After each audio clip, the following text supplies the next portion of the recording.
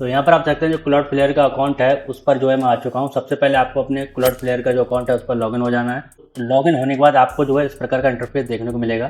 तो सबसे पहले आपको जो उस डोमेन को यहाँ पर सिलेक्ट करना है। जितने भी आपके जो है क्लाउड फ्लेयर अकाउंट में जो है डोमेन ऐड हैं वो यहाँ पर सभी शो होंगे। तो यहाँ पर आपको उस डोमेन को जो है सिलेक्ट करना है, ओपन करना है, जिस डोमेन को आप जो है दूसरी वेबसाइट पर रीडायरेक्ट करना चाहते हैं।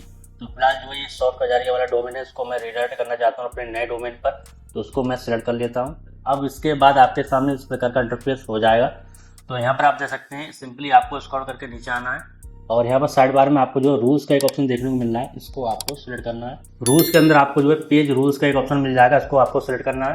पेज रूल्स के अंदर आपको इस प्रकार का इंटरफेस देखने को मिलेगा। देख सकते हैं फ्री वाला अगर आपका जो है क्लाउड फ्लेयर का अकाउंट है उसमें आप जो है केवल 3 जो है पेज रूल बना सकते हैं। पेज रूल आपको जो फ्री में 3 मिलेंगे। तो यहाँ पर मैंने अभी जो है 3 में से 0 यूज किए हैं। सिंपली आपको सामने जो है क्रिएटेड पेज रूल का ऑप्शन देखने को मिल रहा है, इस पर आपको क्लिक करना है। यहाँ पर आपको जो है पेज रूल क्रिएट करना पड़ेगा अपनी वेबसाइट के लिए। तो यहाँ पर देख सकते हैं URL रिक्वायर्ड, तो यहाँ पर आपको अपनी वेबसाइट का नेम डालना है जिसको आप रीडायरेक्ट करना चाहते हैं। अब आप देख सकते हैं इस प्रकार से आपको अपनी वेबसाइट का URL डालना है।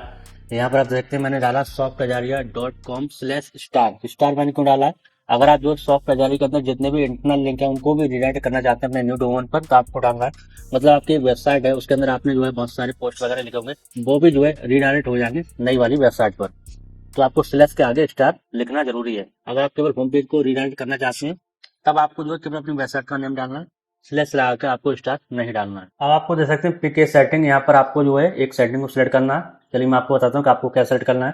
आपको इसको ओपन करना है, नीचे आपको आना है, यहाँ पर आपको जो है फॉरवर्डिंग URL देखने को मिल जाएगा, इस पर आपको क्लिक करना है और आपको जो कोड स्टेटस यहाँ पर सेलेक्ट करना है। जैसे परमानेंट रीडायरेक्ट है तो आपको जो है 301 को सिलेक्ट करना है और टेम्परेरी अगर आप रीडायरेक्ट कर रहे हैं अपनी वेबसाइट को तो आपको 302 को सिलेक्ट करना है। फिलहाल जो है मैं परमानेंट जो है रीडायरेक्ट कर रहा हूँ अपनी वेबसाइट को, तो उसको मैं सिलेक्ट कर लेता हूँ 301 को।